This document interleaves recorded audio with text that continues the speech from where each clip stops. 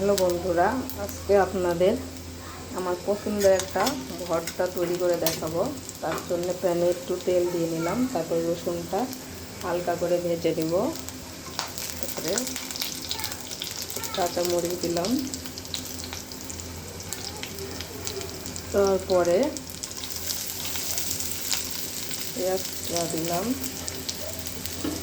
কেটে রাখা পেঁয়াজটা দেওয়ার পরে সামান্য একটু ভেজে নেব।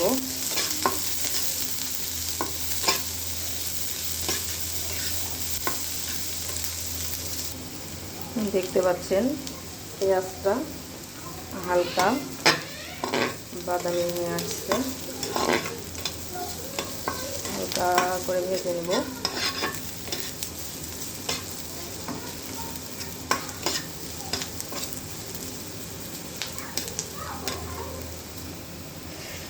যখন পেঁয়াজটা হালকা এরকম করে ভাজা হয়ে যাবে তখন সব নামিয়ে রাখবেন। এখন এটা আমি পাটাতে বেটে নিব।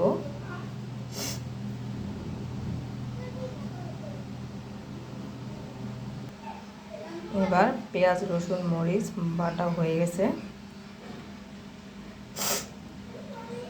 এবার আমি সরিষাটা 10 মিনিট ভিজিয়ে রেখেছিলাম, সেই সরিষাটা বেটে নেব। ভিজিয়ে রাখার কারণ যাতে সরিষাটা নরম হয়, যেহেতু পাটায় বেটে নিচ্ছি। আপনারা চাইলে ব্লেন্ডারও করতে পারেন। তো আমার মনে হয় পাটায় বাটা ভর্তাগুলো মজা লাগে।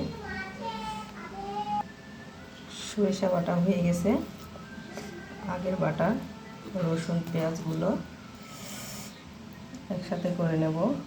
পরিমাণ মতো লবণ, আপনারা যেমনটা খান তেমন সাথে মিশিয়ে নেবেন। সাথে আমি একটা শুকনো মরিচ ভেজে নিয়েছি। এটা সব শেষে সরিষার তেল দিয়ে নিব।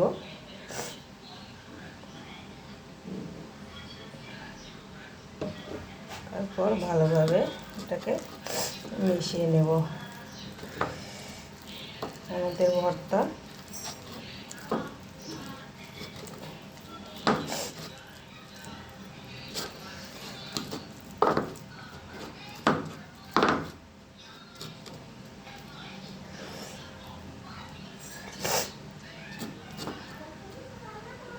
রেডি।